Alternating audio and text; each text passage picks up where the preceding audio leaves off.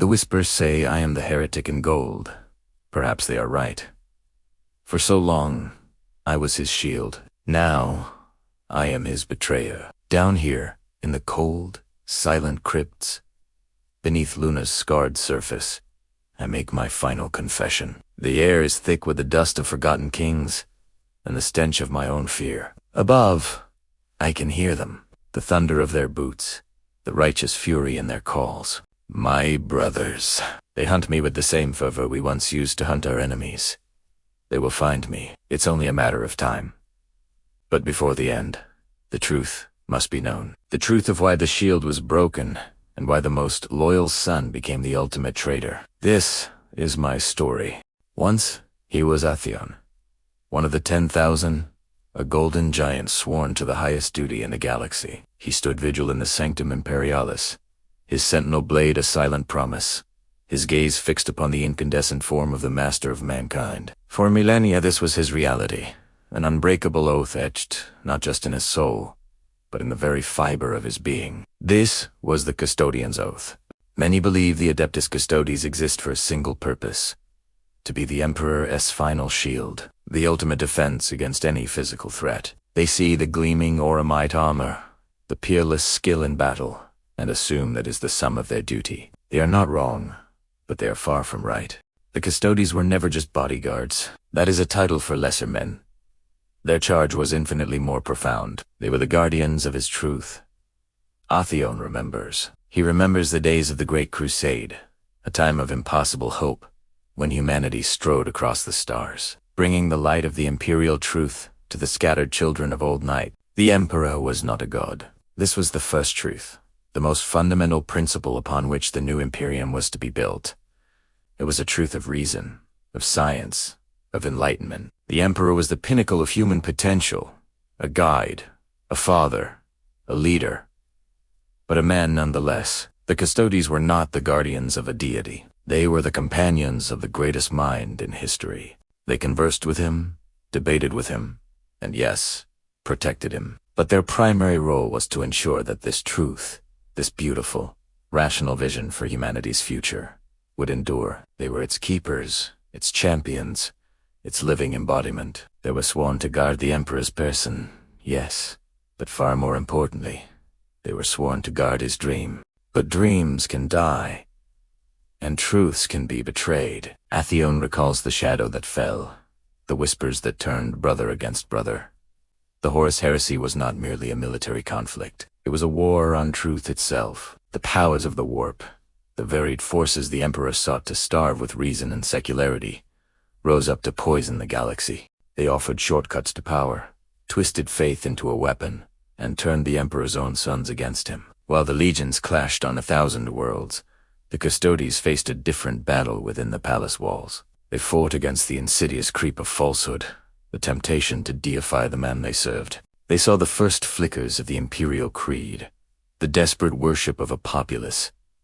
Terrified by the darkness, they knew this was a perversion of everything they had fought for. The Custodian's oath was not to Agaging, but to the master of mankind who had explicitly forbidden such worship. As the traitor legions hammered at the gates of Terra, Atheone and his brothers stood firm, a golden line against not only the physical enemy, but against the spiritual corruption that threatened to consume all. Their duty was to preserve the Emperor's vision, even as the galaxy burned in the fires of its rejection. They fought to protect the man, so that his truth might one day be restored. Then came the final, terrible confrontation. The Emperor, broken but victorious, was interred upon the golden throne, and in that moment, the Custodian's oath was fractured. The man they had sworn to protect was gone, replaced by a silent, psychic beacon. The truth they had championed was buried, smothered beneath the weight of a new, fanatical religion that proclaimed the Emperor a god. The Imperium, in its grief and fear, had embraced the very lie they had sworn to prevent. For 10,000 years since, Atheone and the 10,000 have kept their lonely vigil. They still stand guard over the Emperor's body, a silent, gilded testament to a forgotten age. But what of his truth? They are now the bodyguards of a silent god. They do not worship in an empire built on a faith they know to be false. The irony is a blade that twists in Atheone's heart. sharper than any power sword. Every prayer chanted by the teeming masses of the Imperium is a betrayal of the man on the throne. Every priest who preaches of the god Impera defiles the memory of the master they knew. This is the great, silent tragedy of the Adeptus Custodes. They won the war, but lost the peace. They saved the body, but failed the soul of the Imperium. They are prisoners of their own oath, bound to a palace that has become a tomb, guarding a corpse god, whose original dream is now the ultimate heresy. Atheone stands his watch, his face a mask of gilded indifference. But behind the helm, he remembers. He remembers the man, not the god. He remembers the truth, not the lie. And he wonders if their duty is now a penance, an eternal punishment for their single, monumental failure. The custodian's oath was to guard the Emperor's truth. And in that, they have failed utterly. They are the guardians of a gilded cage, the wardens of a beautiful lie. And that is a burden heavier than any armor. Thank you so much for journeying with me into the heart of the Imperial Palace. If you enjoyed this deep dive into the lore, please hit that like button and subscribe for more stories from the 41st millennium. Let me know in the comments what you think about the Custodes' tragic duty. Until next time, stay behealand. Welcome back, lore masters, to our deep dive into the secrets of the Imperium. Today, we re-venturing into the shadows of the most sacred place in the galaxy, the sanctum imperialis itself. Our journey follows the custodian Atheone, a god sworn to protect the Emperor, as he undertakes a task that will shake the very foundations of his faith and our understanding of the master of mankind. This is Chapter 2. The cracks beneath the throne. Atheone wasn't just any custodian. He was driven by a gnawing unease, a sense of duty that pushed him beyond the gilded halls and into the labyrinthine substructures of the Imperial Palace. He was compelled to perform an unsanctioned inspection of the Golden Throne's foundations. This was no simple maintenance check. This was a descent into the oldest, most forbidden parts of the palace, a place where even the Custodes were not meant to tread without explicit command. Armed with an array of esoteric diagnostic tools, Atheone ventured into the gloom, the weight of 1,000 centuries pressing down on him. The air grew thick, humming with an ancient power that made the teeth ache and the mind swim. Down in the colossal substructure, amidst a tangled jungle of archaic machinery and power conduits that snaked through the rockreed like metallic roots, Atheone began his work. He wasn't looking for simple structural decay or failing power lines. He was hunting for something far more insidious, a corruption he could feel in his very soul. He attached his diagnostic arrays to the primary anchor pylons, massive constructs that plunged miles deep into the planet's crust. The initial readouts were chaotic, a storm of energy signatures consistent with the unimaginable power required to sustain the Emperor. But Atheone was meticulous. He filtered out the expected noise, the raw power of the throne, peeling back layers of data like an onion. Then he found it, an anomaly, a reading so impossible, so utterly heretical, that he ran the diagnostic 3 times, his transhuman heart hammering against his Auramite chestplate. The cogitators screamed, their logic engines struggling to process the data. It was a warp signature, but this wasn't the chaotic, formless energy of a standard warp rift. This was different. It was rhythmic. It was structured. The signature pulsed with a slow, deliberate cadence, like a monstrous heart beating in the dark. It was impossible, and yet the data was undeniable. Atheone stared at the flickering runes on his datapad, a cold dread washing over him. The warp signatures, they were breathing. He traced the source, his scanners leading him deeper into a forgotten quadrant of the substructure. He found himself before a sealed archway, one not recorded on any modern schematic of the palace. It was ancient, pre-unification, its surface covered in runes that writhed with a faint, sickly light. The breathing signature was strongest here, emanating from beyond the adamantium gate. It was as if something vast and terrible was sleeping on the other side, its very presence poisoning the bedrock of holy Terra. The implications were staggering. Was this a prison? A forgotten experiment from the dark age of technology? Or was it something else? Something intrinsically linked to the Golden Throne itself? Atheone knew that what he was witnessing was a secret that could shatter the Imperium. The Golden Throne wasn't just a life support system. It was a cage, a seal, and something was stirring within its foundations. The rhythmic warp breath suggested a sentience, a consciousness bound to the very machine that kept the Emperor alive. Was this the source of the throne's failing, a parasite that had been feasting on its power for millennia? The thought was blasphemy, but the evidence was right in front of him. The cracks beneath the throne were not merely physical. They were metaphysical, a spiritual rot spreading from the very heart of humanity's hope. He had to understand more. Ignoring every instinct, screaming at him to retreat and report, Atheone began to work on the ancient lock mechanism of the sealed archway. He was no longer just a guardian. He was an investigator on the precipice of a truth that had been buried for 10,000 years. The breathing from beyond the door seemed to grow stronger, more insistent, as if it sensed his presence. It was a sound that spoke of ancient hunger and malevolent patience. What lay beyond that gate? And what would happen to the Imperium, to the Emperor himself, if that gate was ever opened? Atheone was about to find out, and in doing so, he would step into a shadow far darker than any he had ever known. This revelation changes everything we thought we knew about the Golden Throne. It's not just a failing machine. It's a prison for something that breathes the very essence of the warp. What do you think this entity could be? A Satan shard? A demon of immense power? Or something tied to the Emperor's own nature? Let me know your wildest theories in the comments below. The scale of this secret is immense, and its discovery by a lone custodian sets the stage for a conflict that could dwarf even the Horus heresy. The very ground beneath the Emperor's feet is compromised, and the fate of the galaxy hangs by a thread. Thank you so much for joining me on this deep dive into the darkness beneath the throne. The story of Atheone is just beginning, and the secrets he uncovers will only get more terrifying from here. If you enjoyed this exploration of the lore, please hit that like button, and make sure you're subscribed with notifications turned on so you don't miss the next chapter. Your support helps this channel continue to explore the grim, dark corners of the 41st millennium. Until next time, stay vigilant, and may the Emperor protect.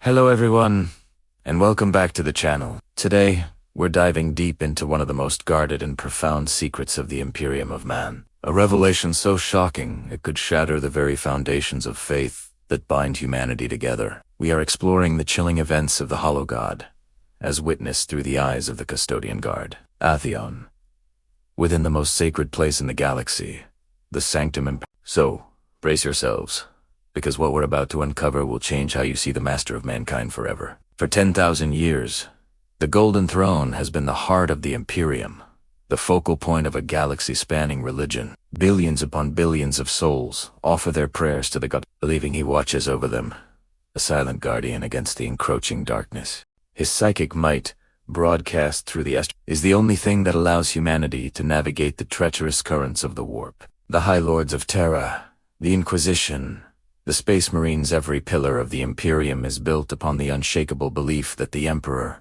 though interred, still lives, still thinks, still fights for a species. We are told he is a wounded god, a psychic powerhouse holding back demonic tides, a father suffering for his children.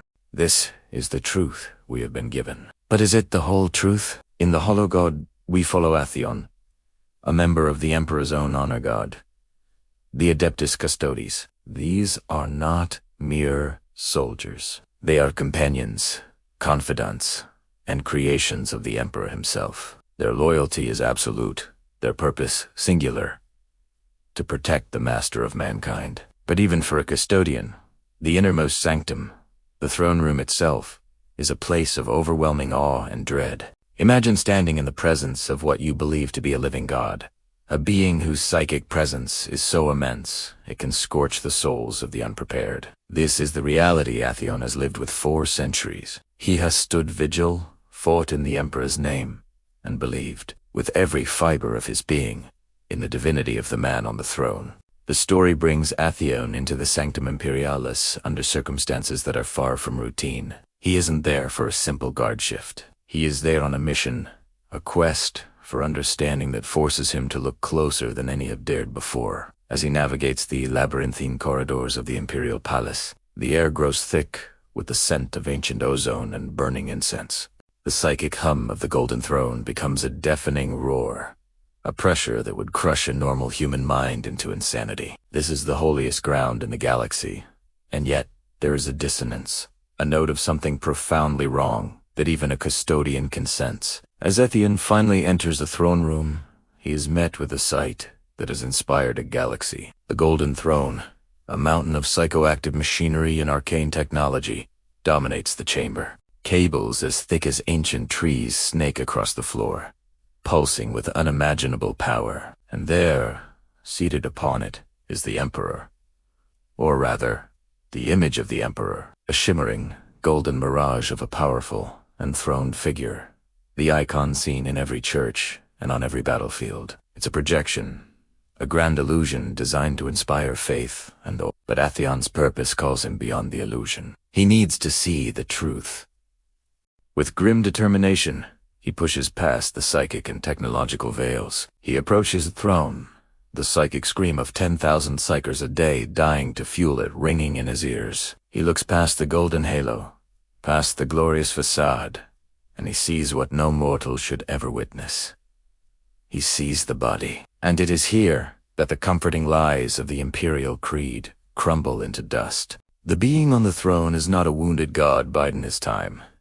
It is not a conscious mind directing the fate of humanity. What Atheone sees is a corpse, a desiccated, skeletal figure, barely recognizable as human, lashed to the arcane machinery of the throne.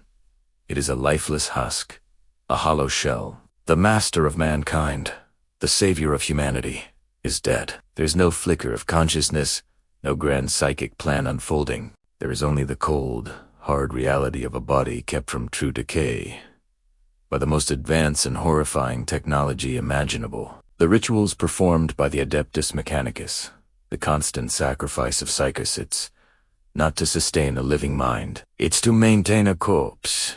It is, in essence, galactical life support for a body whose soul has long since departed. This is the hollow god. The object of veneration for trillions is an empty vessel. The power of the Astronomicon, the psychic shield protecting Terra, isn't being consciously directed by the Emperor. It's being generated by the throne itself, a terrifyingly complex machine that uses the Emperor's corpse as a psychic focus and lens, a biological battery. The machine is the god now, and it is fueled by death. The Emperor isn't holding back the chaos gods. The arcane mechanics of the throne are using the echo of his power as a catalyst. The implications are staggering. The entire imperial faith is built on a lie. Not a malicious lie, perhaps, but a necessary one. A truth so devastating that its revelation would undoubtedly cause the Imperium to collapse overnight. How could the common citizen keep faith when they learn their god is just a body wired into a machine? How could a godsman charge into the guns of a heretic if he knew the Emperor was unwatching over him? The Imperium is a house of cards, and this secret is the card at the very bottom. For Atheone being created to serve this man. This revelation is a crisis of faith on an existential level. His entire purpose, his very existence, is called into question. He protects a body. He serves a machine. He guards a hollow god. This is the grim, dark reality at the heart of Warhammer 40,000. It's not a story of a hero waiting for his moment to return. It's a tragedy about how the memory of a great man has been twisted into a horrifying parody. A religion built around a corpse to power a machine that barely holds a crumbling empire together. The Emperor's dream of a secular, enlightened age of reason is dead. In its place is a superstitious, dogmatic regime that worships his mortal remains without even realizing he is gone. It is the ultimate irony, the final, bitter joke of a cruel and unforgiving universe. The Emperor fought to free humanity from the shackles of false gods, only to become the hollow idol of the largest and most oppressive religion in galactic history. What do you think about this revelation? Does it change your perspective on the Imperium? Is it better for the lie to continue, to preserve the fragile stability of humanity, or should the devastating truth be revealed? Let me know your thoughts down in the comments below. This is one of the deepest and darkest pieces of lore, and I'm eager to hear what you all make of it. Thank you so much for joining me on this journey into the darkness. If you enjoyed this deep dive, please consider hitting that like button and subscribe for more lore from the 41st millennium. Until next time, stay safe and may the Emperor, the machine protect. We re-following the incredible journey of Inquisitor Atheone, as she ventures where no one has gone for 10,000 years, into the very heart of the Golden Throne. Last time, we left Atheone standing before the Sanctum Imperialis, the antechamber to the Emperor himself. The sheer psychic pressure was immense, a tangible force that would have crushed a lesser mind. But Atheone, driven by a desperate need for answers, pressed on. She wasn't alone. By her side was a figure cloaked in shadow and silence, a sister of silence, whose very presence was a null field, a pocket of calm in the psychic storm. This wasn't just any guardian. This was her guide into the abyss. The sister, without a single word, began to lead the way. Her movements were fluid, precise, a silent dance through layers of security that had remained unbroken for millennia. They bypassed patrolling Custodes, their golden armor gleaming under the perpetual twilight of the sanctum. It wasn't through stealth in the traditional sense. It was as if they were ghosts. Their path preordained and sanctioned by an authority that superseded even the Emperor's personal guard. The sister would approach a seemingly solid wall of adamantium, her gaunted hand tracing patterns of light, whispering forgotten passcodes into the ancient machine spirits that slumbered within the palace's very bones. With each code spoken, a new path would reveal itself. Hidden archways shimmered into existence. Stairwells spiraled down into darkness where none should be, and shimmering energy fields parted like curtains. This was the webway, or what remained of the Imperium's disastrous attempt to master it, now integrated into the throne's life support systems. It was a labyrinth of forbidden passages, a secret roadmap known only to a select few. And today, Atheone was a privileged, and perhaps doomed. As they descended, the air grew thick, not just with psychic energy, but with the hum of unimaginable power. The soft chanting of the throne's choirs faded, replaced by a low, guttural thrum that vibrated through Atheon's very soul. The golden light of the upper chambers gave way to a pulsing, crimson glow that emanated from the depths below. It was the color of a raging fire, of spilled blood, of a star being born and dying all at once. The temperature rose, and the air crackled with raw, untamed power.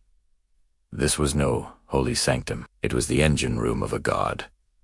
They passed through a final, immense portal, one sealed with oaths and wards that could repel a demon primarch. The Sister of Silence paused, turning to Atheone, though her face was hidden by her helm and her aura was one of utter emptiness. Atheone felt a sense of profound warning, a final chance to turn back, but she couldn't. The fate of the Imperium might rest on what lay beyond. She gave a firm nod, and the final gate irised open. What Atheone saw defied all sanity, all doctrine, all faith. She had expected the throne room, the scoundrel figure of the Emperor upon his golden throne. But this was not that.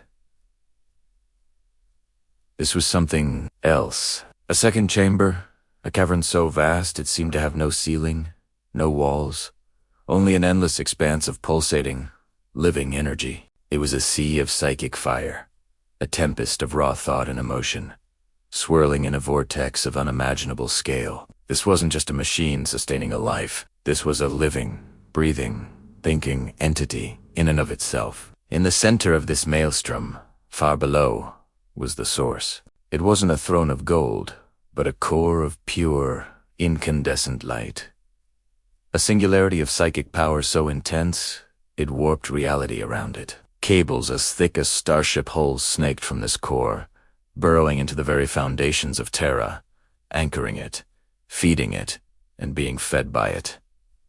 This wasn't the Golden Throne. This was the engine beneath it. This was the fire that powered the Astronomican's light, the furnace that held the broken god together. The sheer scale of it was breathtaking and terrifying. It was as if she was staring into the heart of a sun, but a sun made of souls. She could feel whispers on the edge of her consciousness. Not just the Emperor's mind, but a billion others, the psykers, sacrificed daily to fuel this monstrous apparatus. Their dying screams, their hopes, their fears, all were consumed by the psychic inferno, becoming part of the whole. The Golden Throne wasn't just a life support system. It was a soul engine, a colossal and horrifying monument to the Imperium's desperation. Atheone realized with dawning horror that the Emperor wasn't just sitting on the throne. He was integrated into it.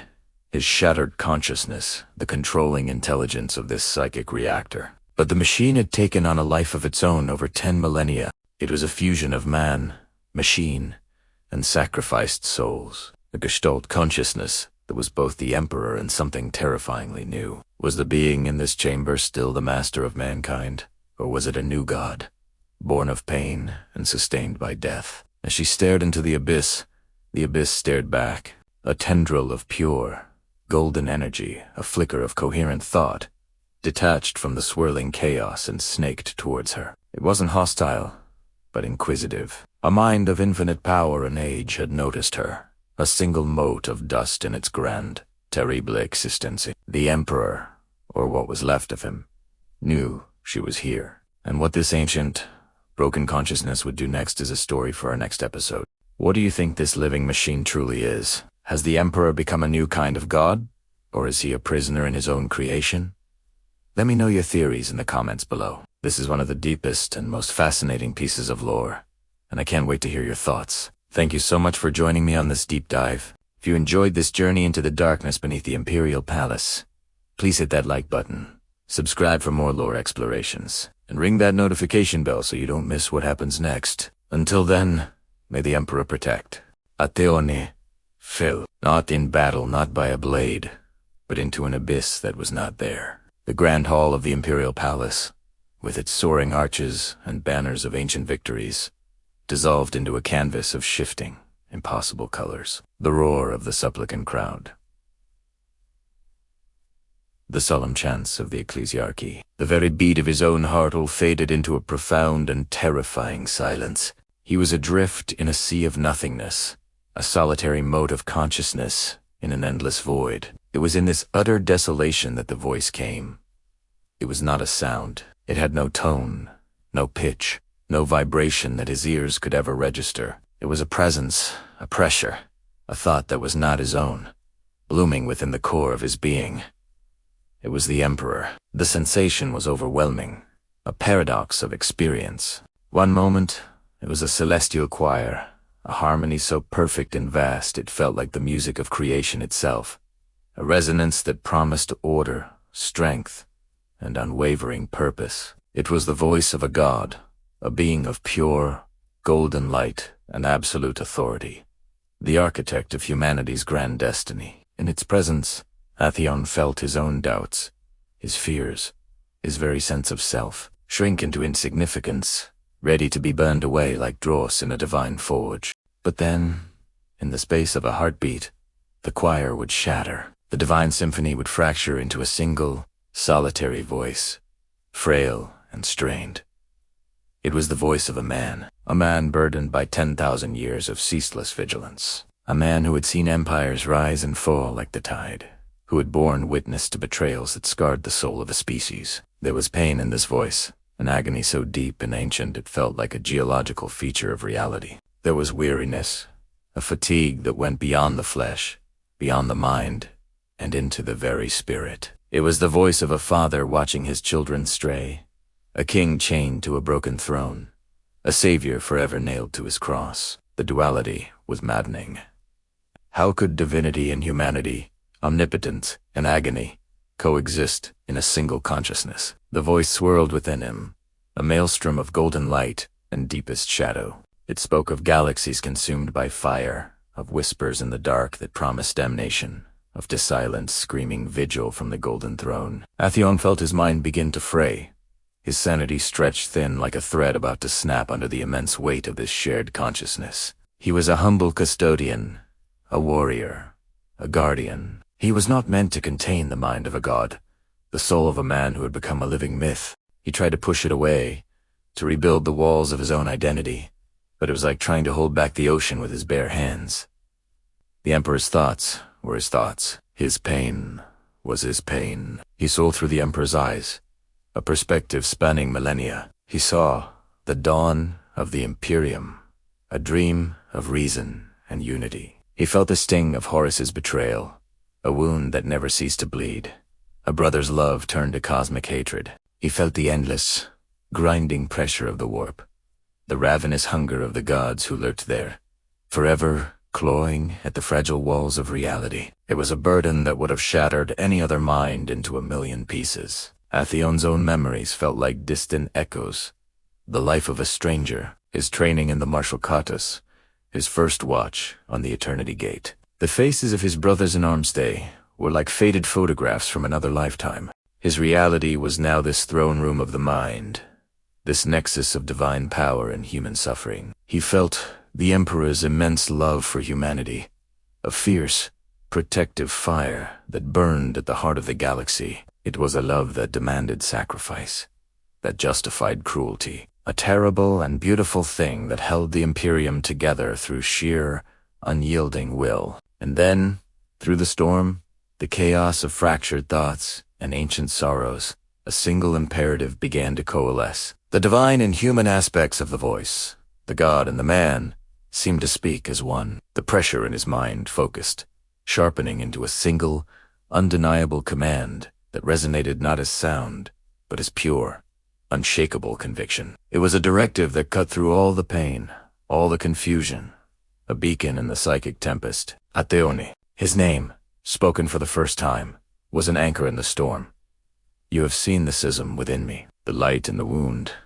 This is the nature of our sacrifice. Others see only the god, the unblinking icon. They have forgotten the man, and in doing so, they have forgotten the cost. This ignorance will be our undoing. It breeds dogma, it fuels fanaticism, and it blinds them to the true enemy.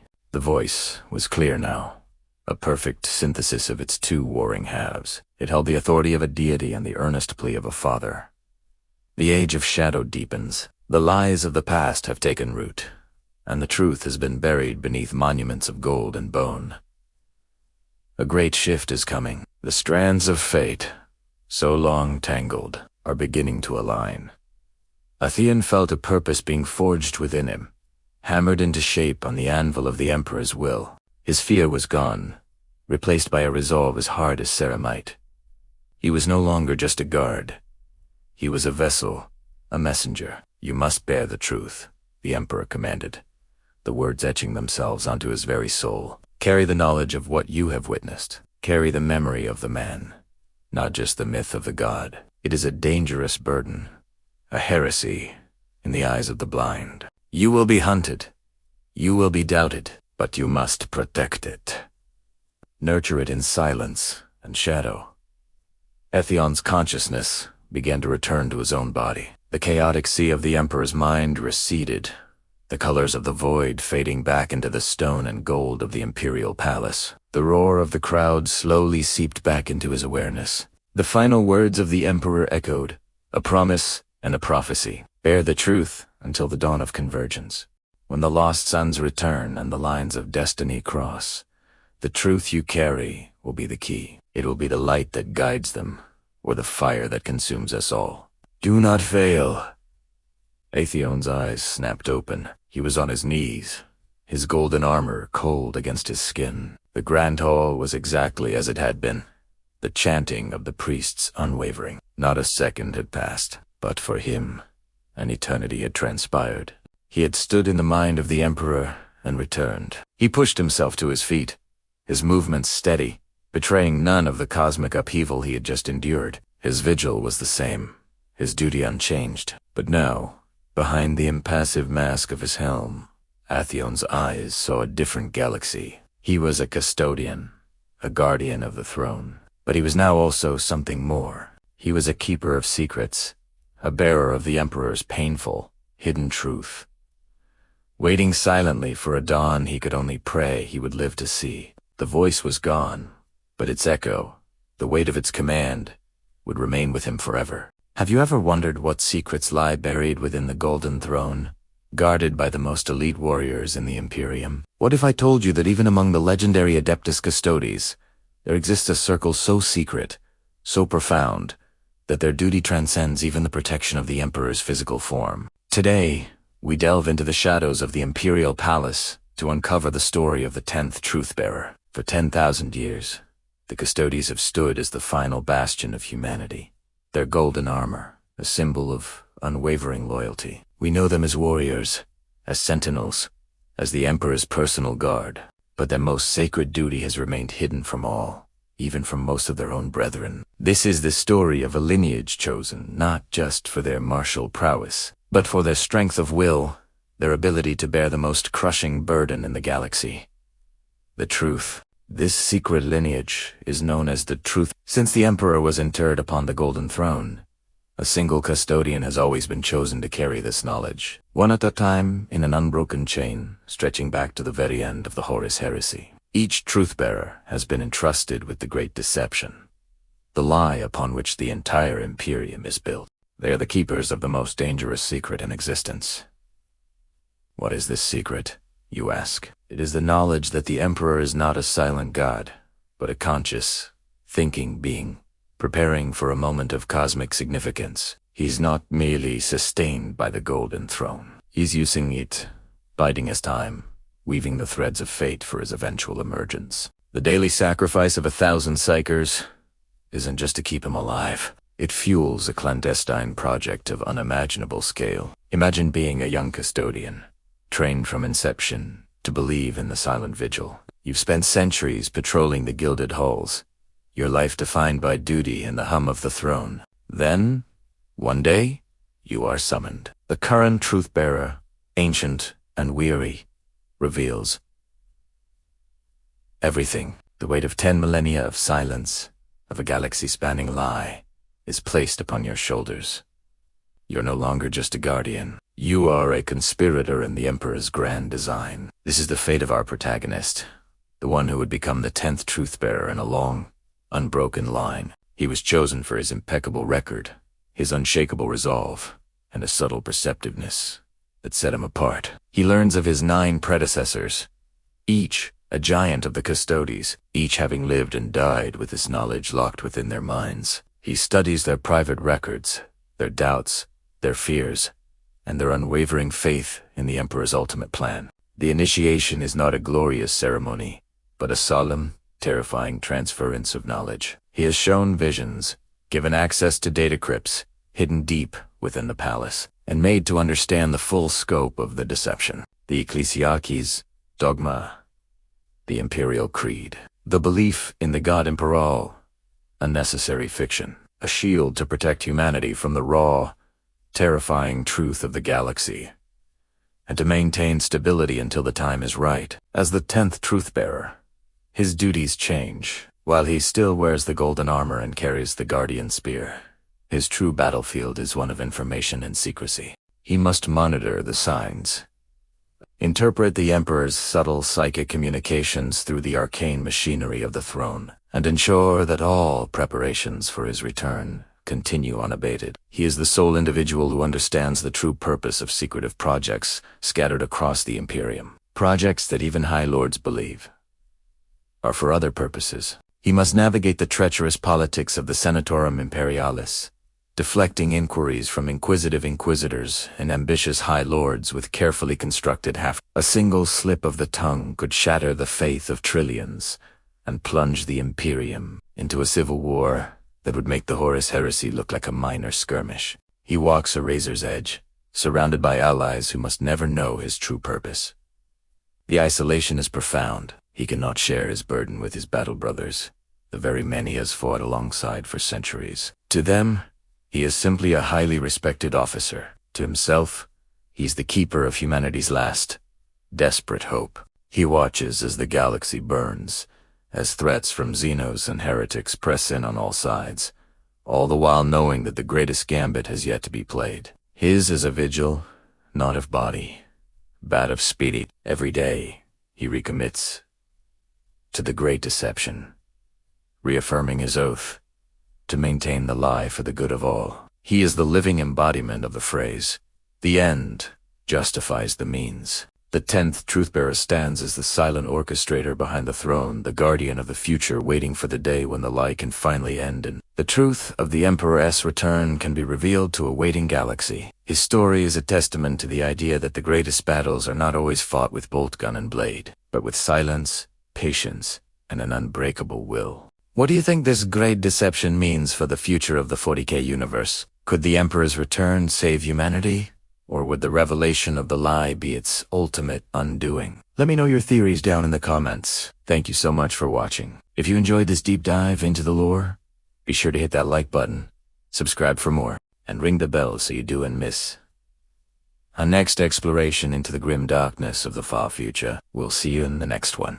Deep within the bowels of the Imperial Palace, past the endless halls and the grieving vigil of the Custodes, lies the Sanctum Imperialis. Here, bathed in the blinding light of the Golden Throne, a story unfolds. A story not of a god, but of a man, and the terrible price of his ambition. We've journeyed through the ages, witnessing the Emperor's rise, his grand vision, and the bitter betrayal that shattered it all. But now, we must confront the most challenging truth, the one hidden behind 10,000 years of dogma and myth. Today, we peel back the layers of legend to gaze upon the true form of the Emperor. For millennia, the Golden Throne has been both prison and life support. It is a baroque, impossibly complex machine, a fusion of forgotten science and arcane power. It sustains a life that should have ended on Horus's battle barge, but it also consumes. It devours the souls of 1,000 psykers every single day. Their psychic screams a constant, agonizing chorus that fuels the Astronomicon, the beacon that allows humanity to navigate the treacherous currents of the warp. This daily sacrifice is the foundation of the Imperium, a grim necessity that stains the very soul of the human race. But what of the being at its center? The official picked captures and sanctioned statues show a noble, powerful figure, a golden god enthroned in majesty. The reality, however, is far more terrifying and tragic. The master of mankind is no longer a man.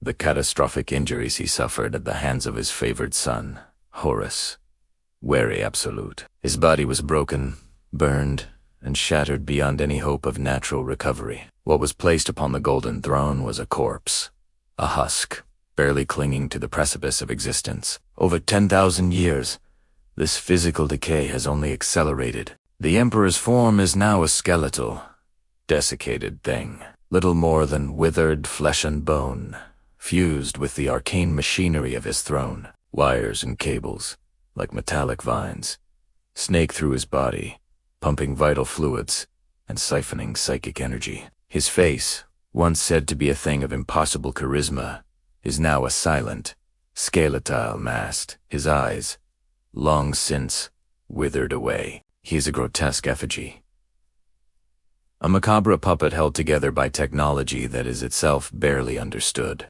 This is the first layer of the truth. The physical Emperor is, for all intents and purposes, gone. But the Emperor was never just a physical being. His greatest power, his very essence, resides in the warp. He is arguably the most powerful human psyker to have ever existed. And it is this psychic presence that truly endures. Suspended in the heart of the Golden Throne, his mind is a raging storm, a conscious singularity fighting a multi-front war on a plane of existence we can barely comprehend. This is his true form, a being of pure, incandescent, psychic energy, a godlike consciousness divorced from its mortal shell. Imagine a star of pure thought and will, burning in the psychic ether. This is the Emperor. He is no longer a single, coherent personality, but a fractured, multifaceted consciousness. Parts of him are locked in an eternal psychic duel with the Chaos Gods, who endlessly batter Utho Webway Gate beneath the palace, seeking to turn Terra into a new Eye of Terra. He is the ultimate shield, the final dam holding back a tide of pure damnation. His will is the only thing that prevents the heart of the Imperium from being swallowed by hell. Other fragments of his consciousness project the light of the Astronomicon. This isn't a passive act. It is a focused, deliberate exertion of will, a psychic lighthouse beam that cuts through the darkness of the galaxy. He guides trillions of souls, navigates tens of thousands of ships, and holds the fragile network of human civilization together. He is the watchman on the walls of reality, his gaze stretching across 100,000 light. Yet, this state of being is not glorious.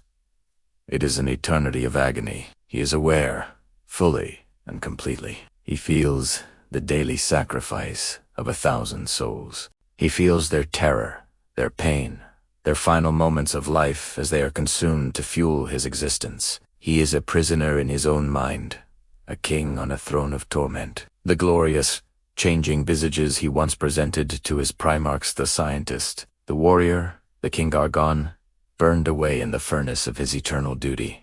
What remains is a being of contradictions. He is both matter and warp, a decaying corpse and a psychic god. He is a savior and a monster, a source of hope and the beneficiary of unimaginable sacrifice. His form is glorious in its sheer power, a blazing sun in the psychic void, yet monstrous in its physical reality and the cost of its continuation. He is the ultimate paradox, a being who fought to free humanity from the shackles of belief and superstition, who has now become the silent, unblinking god of the galaxy's most oppressive religion.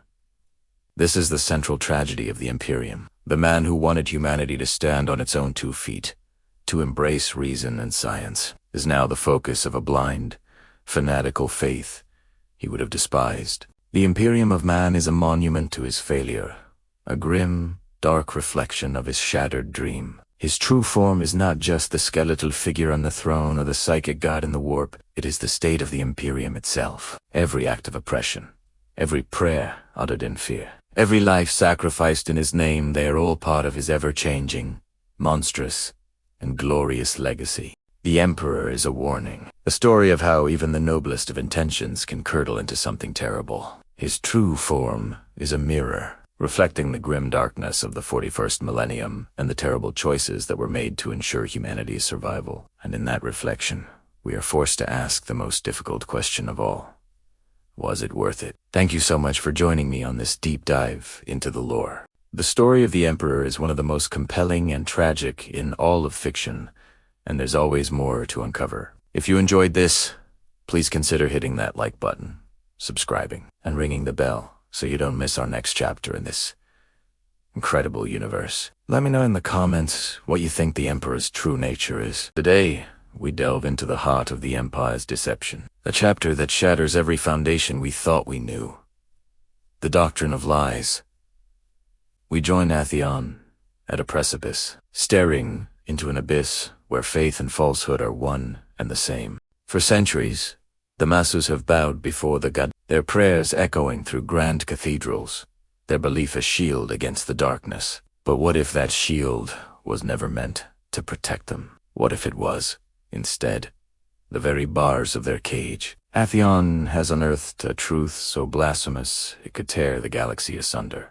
The Imperial Creed, the bedrock of society, the unifying faith of 1 trillion souls, is a lie. Not just a simple deception, but a meticulously crafted ritual of cosmic proportions. Every hymn sung, every prayer uttered, every ounce of devotion freely given was never about salvation. It was about containment. Imagine a power so immense, so reality-bending, that it threatens to unravel creation itself. This is the true nature of the Emperor's metamorphosis. He is not merely a ruler. He is a being on the verge of ascending to something beyond comprehension, a process fueled by a very specific and very dangerous form of energy. That energy, the collective worship of humanity. Atheone discovers that the architects of the Creed knew this from the very beginning.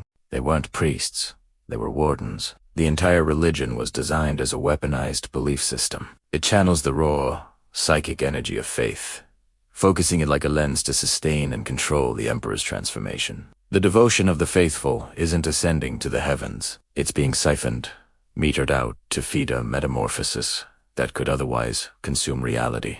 The Emperor isn't a god they worship. He is a living nexus of power they are unknowingly restraining. This doctrine of lies is a masterful piece of social engineering. It gives humanity purpose, a sense of unity, and the illusion of divine protection. It keeps them docile, obedient, and most importantly, believing.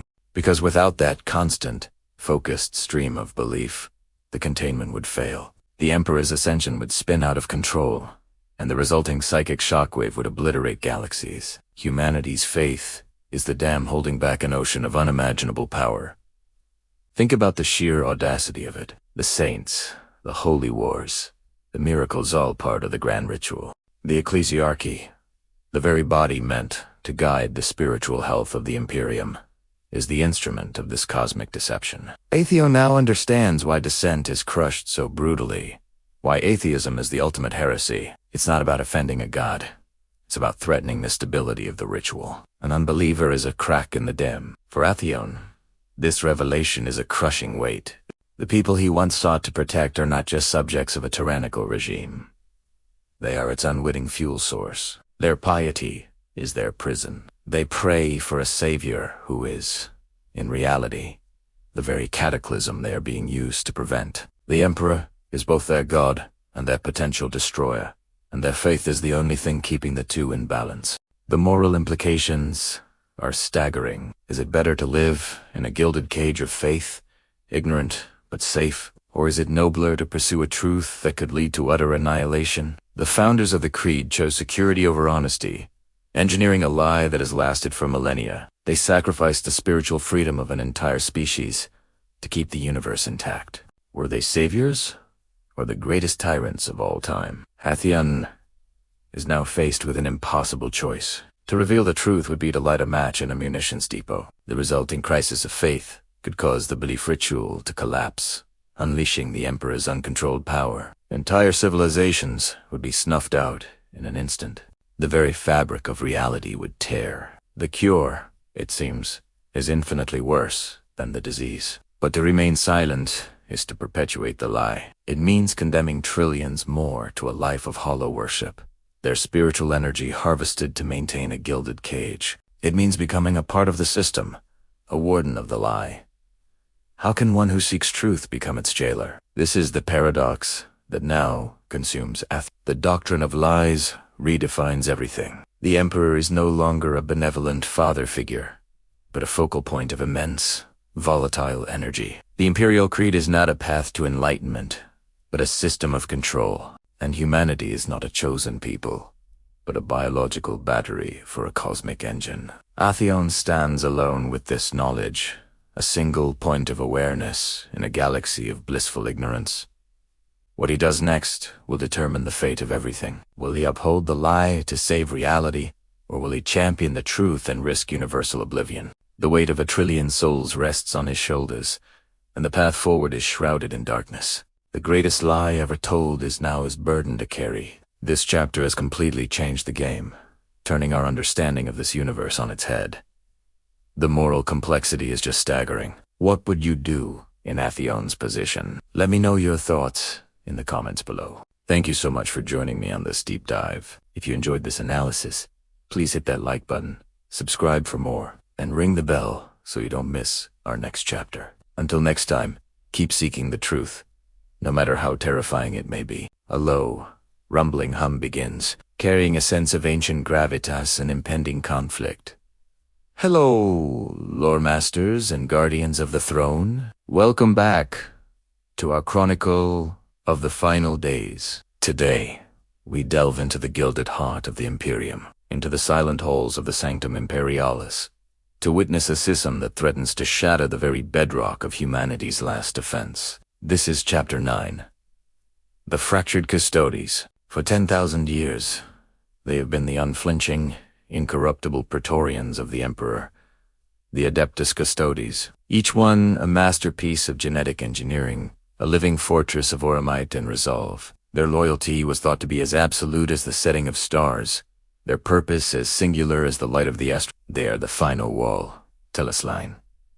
But what happens when that wall begins to crack? What happens when the guardians of the ultimate truth can no longer agree on what that truth demands? The whispers started subtly, like the rustle of sand in a forgotten tomb. They spread not through vox transmitters or data slates, but through shared glances across the vast hall of 10,000 heroes, through the subtle tensing of a jaw, during the changing of the guard, through the unspoken weight in the air of the Tower of Hegemon. The return of a Primarch Guilliman was the catalyst. His very presence, a ghost from a glorious, terribly past, forced a reckoning that had been delayed for millennia. Among the 10,000, a divide began to form, a chasm of ideology that cut deeper than any power blade. It was a conflict born not of treachery or corruption, but of profound, unyielding loyalty. On one side or the purists, the Aegis Wardens, as they have come to be known in the most clandestine circles, led by stalwart shield captains like Diocletian Cade. They hold to the original, solemn vow. Protect the Emperor, preserve the sanctum, maintain the silence. To them, the Golden Throne is not merely a life support system. It is a sacred altar, and the Emperor's silent vigil is a holy sacrament. They believe the great work continues, that the Emperor's psychic might holds the galaxy together, and that any interference, an attempt to end the cycle, is a heresy of the highest order. To them, the secret of the throne's true nature, its failings, its decay is a burden they must bear alone. To reveal it, even to a Primarch, would be to extinguish the last spark of hope in a billion souls. It would be to admit defeat, and a custodian does not know defeat. They see Guilliman's pragmatism not as a virtue, but as a dangerous impatience. He sees a failing machine. They see a suffering god. They would rather stand guard over a silent tomb for another 10 millennia than risk shattering the faith that holds the Imperium together. Theirs is a devotion of stasis, of enduring faith against all evidence. Their fear is not of death, but of the chaos that truth might unleash. On the other side are the reformists, the emissaries, figures like the visionary Captain General Trajan Baloris, while publicly maintaining a stoic front, privately wrestle with the grim reality. They see the Imperium rotting from the inside out. They see the light of the Astronomicon guttering, the Emperor's strength fading with every passing century. They see a slow, agonizing death for humanity, a long defeat drawn out over millennia. Their loyalty is not to a silent vigil, but to the Emperor's original vision, a thriving, enlightened humanity. The reformists argue that the cycle of sacrifice is no longer sustainable. The cost is too great, the returns too little. They believe that standing by and watching the inevitable decay is the ultimate betrayal. To them, the secret is not a holy burden, but a festering wound that must be laid. They whisper of forgotten archaeotech, of desperate gambles, of reaching out to the resurrected Primarch and his allies. Perhaps, they argue, the cycle must be broken. Perhaps the Emperor must be allowed to die so that he might be reborn, as some ancient prophecies suggest. Or perhaps another solution, a final, terrible gambit, is required to save humanity from its slow decline. Theirs is a devotion of action, of desperate hope. Their fear is not of change, but of the slow, certain oblivion that inaction guarantees. Imagine the tension within the Solar Watch, whose duty is to guard the Sol system. A watch commander receives an order from a purist shield captain to fortify a position against a perceived internal threat, while simultaneously receiving a cryptic message from a reformist tribune to allow a Mechanicus vessel, carrying prescribed technology, safe passage to Mars.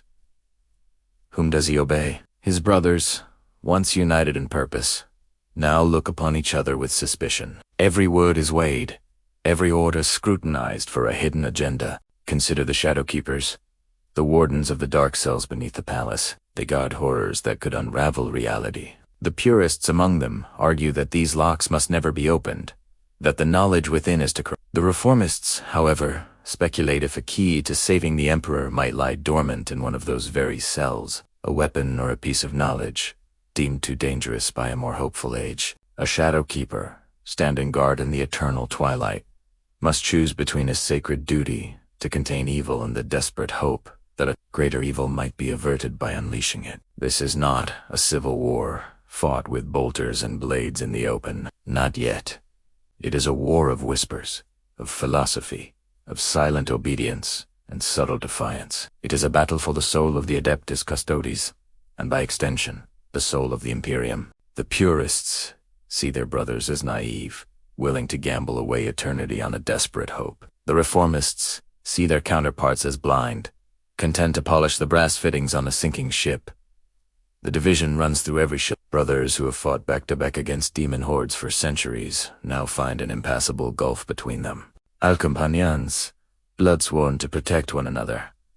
Full silent, the camaraderie of ages strained to the breaking point by a single, impossible question.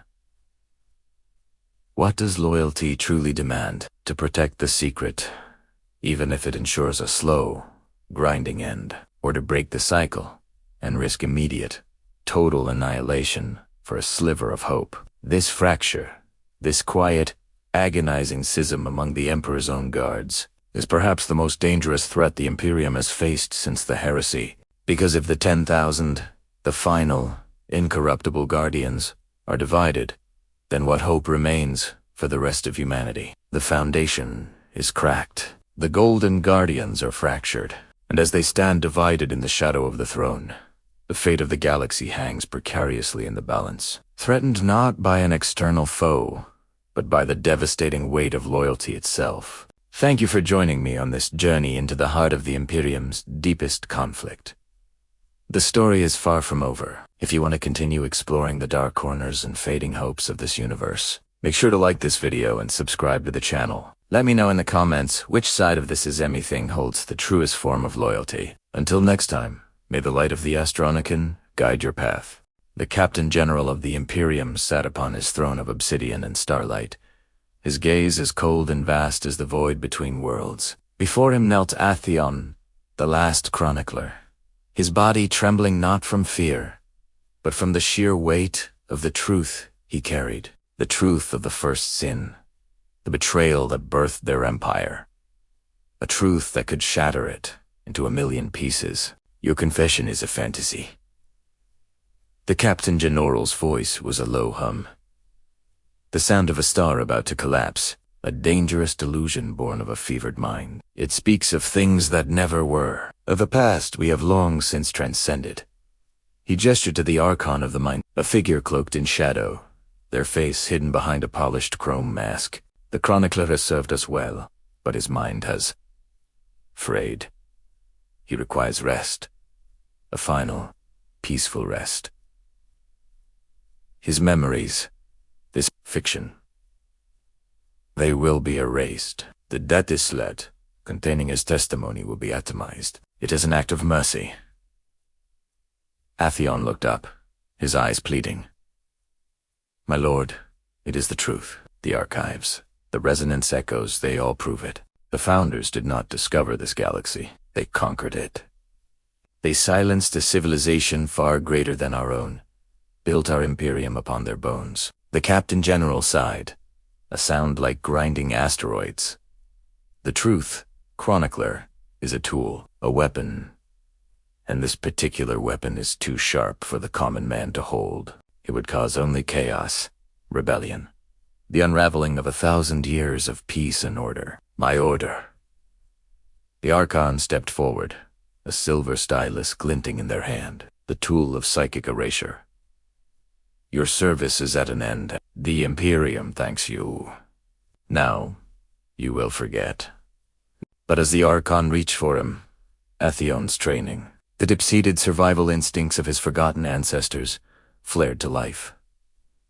He wasn't just a scribe, he was the keeper of a sacred flame. In one fluid motion, he lunged, not at the Archon, but at the control panel beside the throne. He slammed his palm onto the emergency atmospheric purge. Alarms blared, crimson lights washing over the throne room. Guards scrambled, their armor clanking in the sudden pandemonium. Seal the chamber. The Captain General roared, rising from his seat, his composure finally cracking, but it was too late. Atheone was already sprinting, the data slate clutched to his chest like a holy text. He dove through a shimmering energy field, just as it solidified, the blast door slamming shut behind him with a deafening boom. He didn't look back. He ran through the gilded corridors of the Citadel, a ghost in his own home. Every patrol he dodged, every security system he bypassed, was a small victory against the lie. He was no longer Atheone, chronicler of the Imperium. He was a fugitive, an exile, the sole bearer of a truth that the most powerful man in the galaxy wanted to bury forever. He made his way to the lower levels, the underbelly of the gleaming capital, a place of forgotten technologies and forgotten people. He found a smuggler, a grizzled old spacer with eyes that had seen too many star systems die. For the price of his signet ring, the last vestige of his old life, he bought passage on a rust bucket freighter bound for the Outer Rim. the lawless territories where the Imperium's grasp was weak, as the freighter lifted off, shuddering through the atmosphere. Atheone looked out of the grimy viewport. The citadel, a jewel of light and power, shrank behind him. He was leaving everything he had ever known, his home, his name, his purpose. But he was taking something far more valuable with him. He activated the data. The image of his own face flickered to life.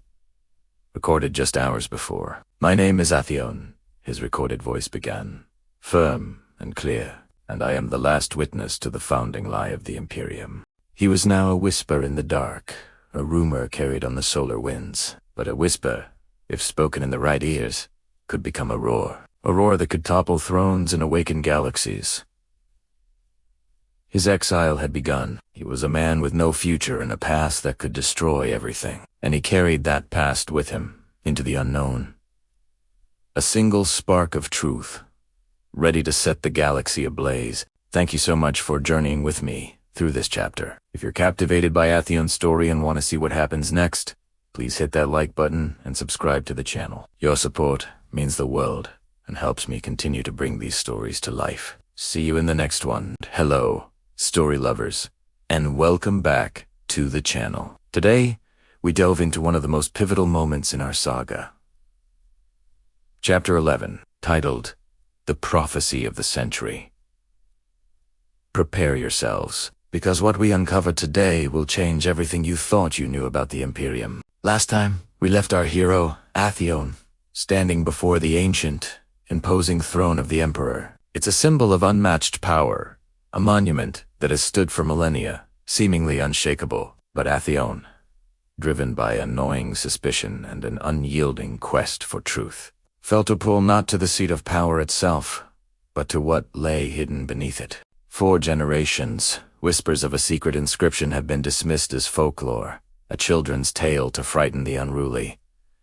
But Atheone knew better. With trembling hands and bated breath, Atheone began the painstaking work of clearing away the dust and debris of ages. The air in the throne room was thick with history, each particle a silent witness to the rise and reign of the Imperium. As the carvings became visible, a chill snaked its way down Atheone's spine, a cold that had nothing to do with the chamber's temperature.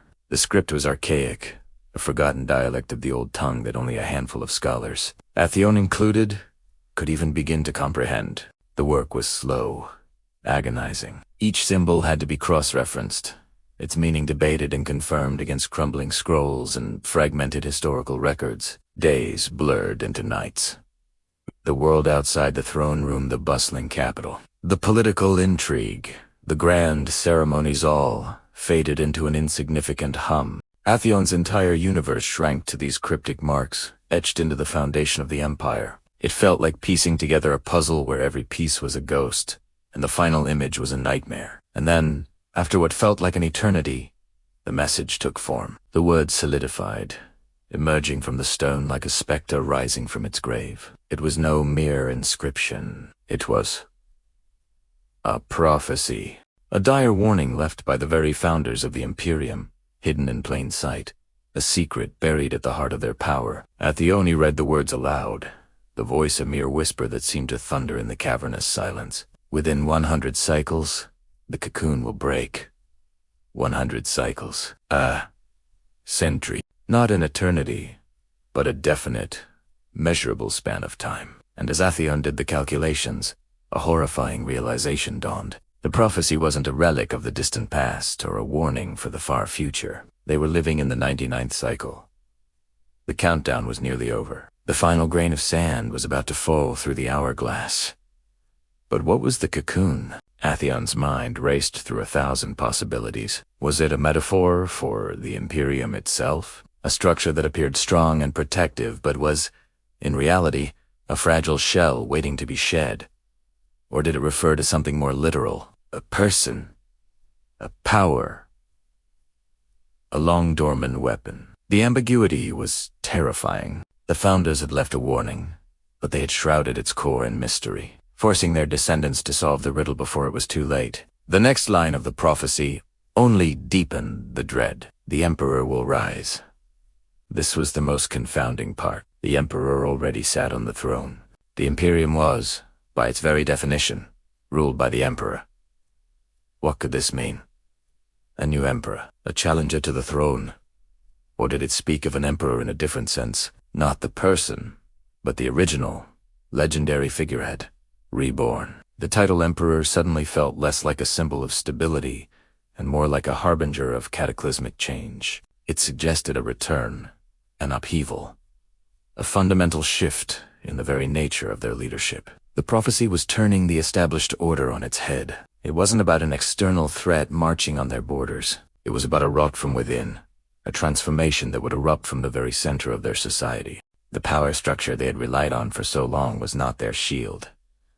It was the crucible for their own destruction. And then came the final, devastating line, the words that sealed their fate. And the Imperium will burn. There was no ambiguity here. No room for interpretation. It was a sentence of death, pronounced upon an entire civilization. Burn, not crumble, not fade, not evolve. Burn. The word conjured images of fire and ruin, of cities turned to ash, of libraries of knowledge lost to the flames, of a golden age ending in a fiery inferno. It was a vision of absolute and total annihilation. Standing there, beneath the vacant throne, Atheone was paralyzed by the weight of this knowledge.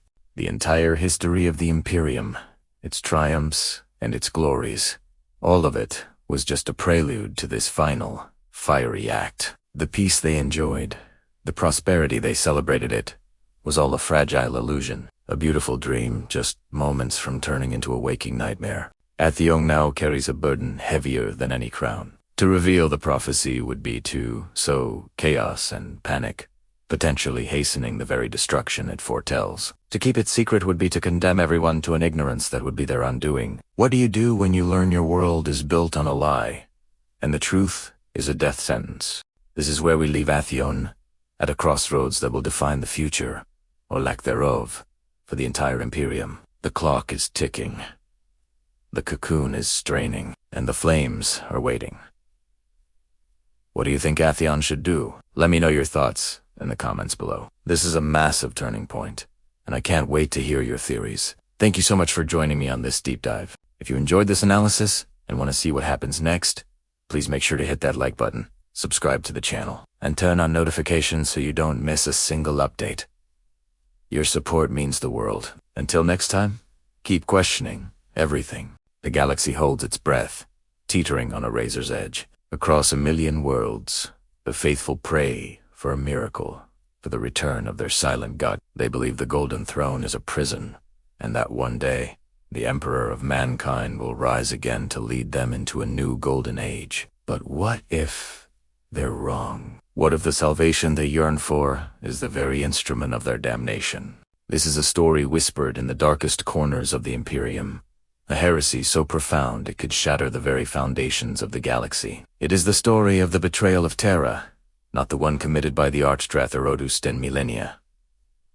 But a new, more insidious betrayal, unfolding right now, within the sanctum of the Imperial Palace itself. Our story begins not with a bang, but with a flicker, a ghost in the machine of the vast, galaxy-spanning astropathic network. A lone figure shrouded in secrecy dares to challenge 10,000 years of dogma. We don't know his name, his rank, or even if he is a loyalist or a heretic, but his actions speak louder than any title. From a hidden location, he begins a desperate and impossibly dangerous campaign. He sends out encrypted transmissions, ghost signals that dance on the edge of the warp, aimed at those who operate in the shadows just as he does. His targets are not the Grand Lords of the Imperium, not the High Lords of Terra or the Chapter Masters of the Adeptus Custodes. No, his messages are for the outliers, the renegades, the ones who have already seen the cracks in the Imperial Creed. He reaches out to hidden cells of the Inquisition,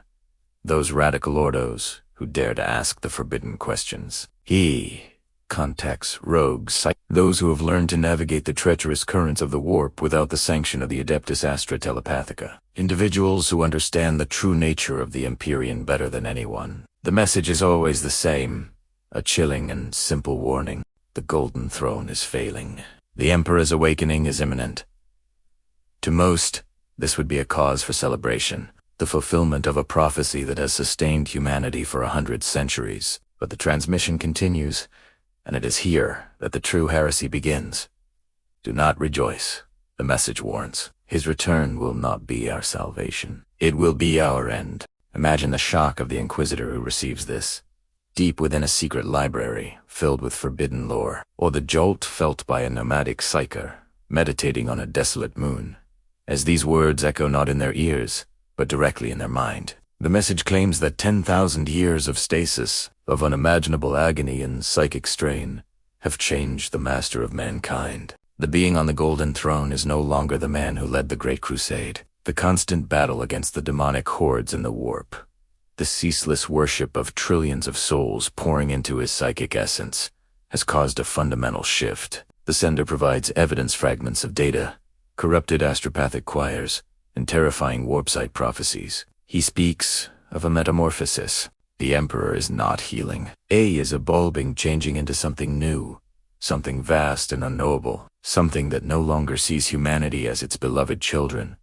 but perhaps as fuel, as tools, or as something to be transcended and left behind. The sender calls this new entity the Stargud, a being of pure psychic energy and cold, alien intellect. This awakening, he warns, won't restore the Imperium. It will consume it. The Emperor's new form will be a psychic supernova, a god born from the ashes of 1 trillion sacrificed souls. It will be a power so immense that it could either extinguish the Chaos Gods or become a new, even greater threat to the galaxy. The message is a call to arms, but not a conventional one. It's a plea to prevent the Emperor's resurrection. He is urging these hidden agents to sabotage the Golden Throne, to disrupt the rituals of the Adeptus Custodes, to do whatever it takes to keep the Emperor silent and entombed. This is the ultimate betrayal, the ultimate act of loyalty, depending on your perspective.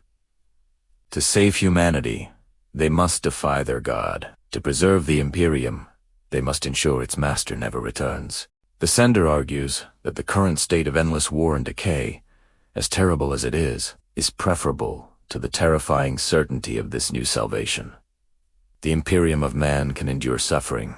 It has for 10 millennia, but it cannot survive its own god turning against it. As these messages spread like poison through the hidden veins of the Imperium, a secret war begins. Inquisitors who have spent their lives hunting heretics now find themselves contemplating the most heretical act of all. Psykers, who have hidden from the black ships all their lives, are now being asked to use their powers to interfere with the most sacred object in the galaxy. Alliances are formed in shadow, built on a shared, terrifying secret.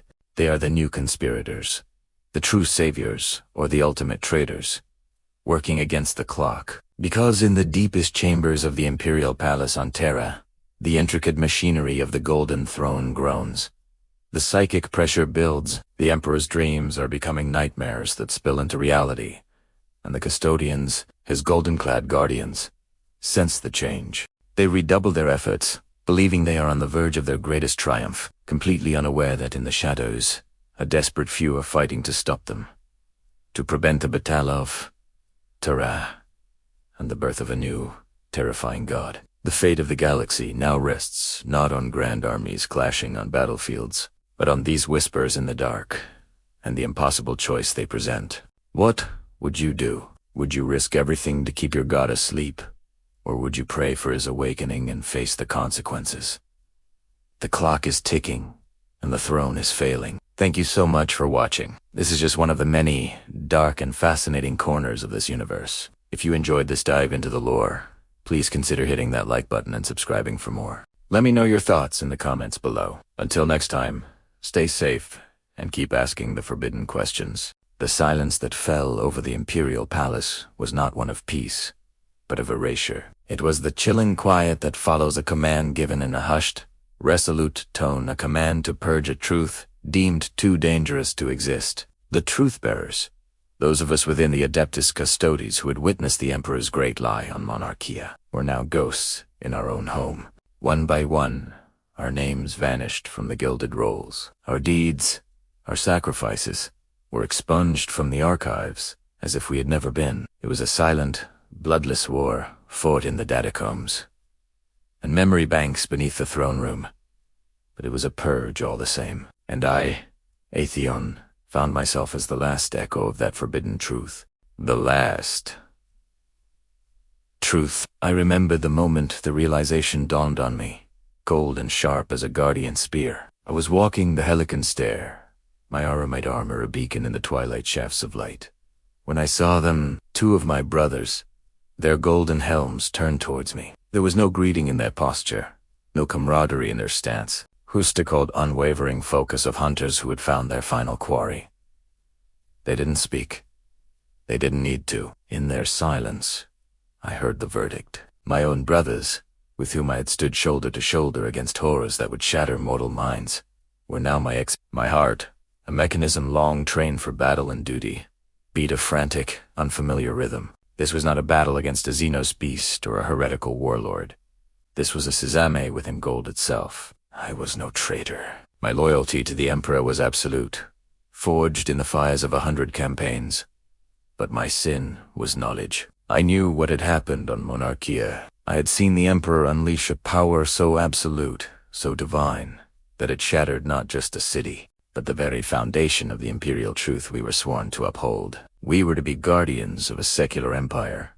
Yet on that day, we witnessed the god's wrath. To remember this was now heresy. To speak of it was a death sentence.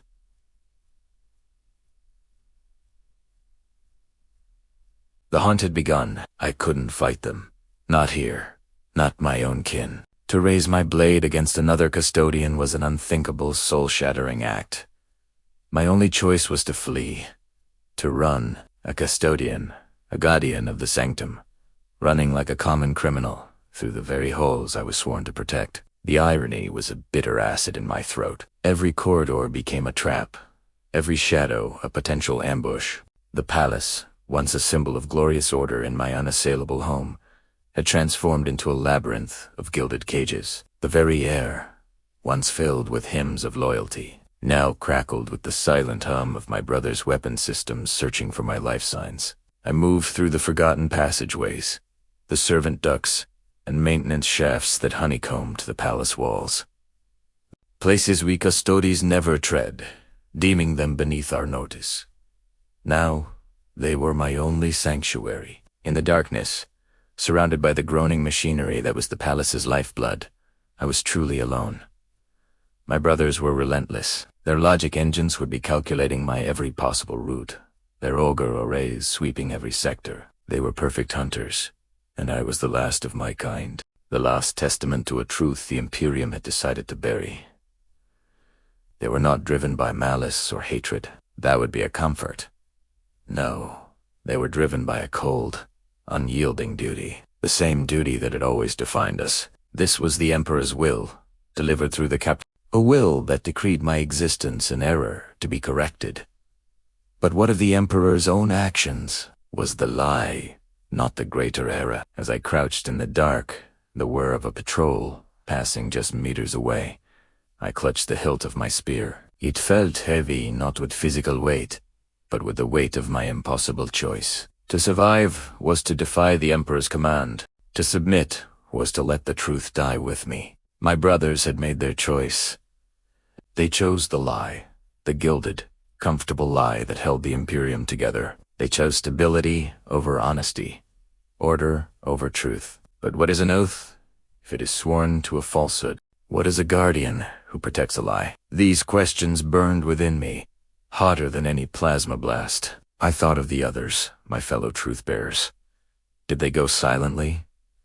Did they fight? Or did they, like me, find themselves trapped in this horrific paradox, hunted by the very ideal they embodied? I could feel the net tightening. My access to the armory was blocked, my communication lines severed. Every system, every protocol I had mastered was now being used against me. They were methodically, patiently, and perfectly erasing me. I was a living ghost, and the Golden Host was coming to exorcise me from existence. My escape from the inner sanctums was a desperate gamble. I used my knowledge of the palace's ancient systems, flaws only known to a handful of us, to create phantom signals and false trails, buying myself precious minutes. Each step was a betrayal of my oaths, a perversion of my skills. I was a warden turned fugitive, a protector turned prey. As I slipped through the final cordon and into the wider, sprawling districts of the palace, I knew this was not an escape,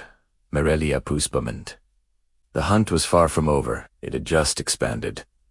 They would not stop. The Adeptus Custodes do not fail, and I, Atheone, the last Truthbearer, was now their sole focus. My very survival was an act of rebellion. In a galaxy built on a lie, I would be the last, defiant.